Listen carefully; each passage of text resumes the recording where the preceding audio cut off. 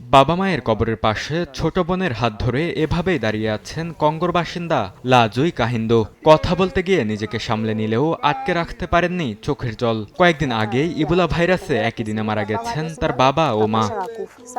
লাজয় জানান, প্রথমে তার মায়ের শারীরিক অবস্থার দ্রুত অবনতি হয়, পরে অসুস্থ হয়ে পড়েন বাবাও। প্রতিবেশীদের পরামর্শে দুজনকে হাসপাতালে নেওয়া হয়, তবে পরদিন দুজনেই মারা যান। শোকের ভারে ভেঙে পড়লেও থেমে থাকার সুযোগ নেই। ছোট দুই ভাই বোনের দেখাশোনার দায়িত্ব তুলে নেন নিজের কাঁধে। তিনজনেরই আশ্রয় মিলেছে চাচার পরিবারে। ভাই বোনদের মুখের দিকে তাকালেই নতুন করে শক্তি পান বলে জানান লাজুই। আমি সবকিছু হারিয়েছি, কিন্তু যখন দেখি এখনো কয়েকজন মানুষ আমার পাশে রয়েছে, তখন আবার নতুন করে শক্তি পাই। যখন আমার ছোট ভাই বোনদের দিকে তাকাই, তখন মনে হয় আমি যদি দিনরাত শুধু কেঁদেই কাটাই, তাহলে তাদের সান্ত্বনা দেবে কে?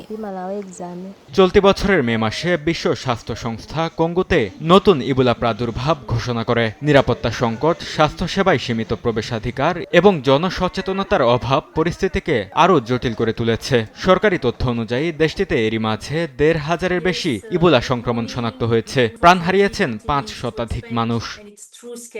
বরকতুল্লাহ, সময় সংবাদ।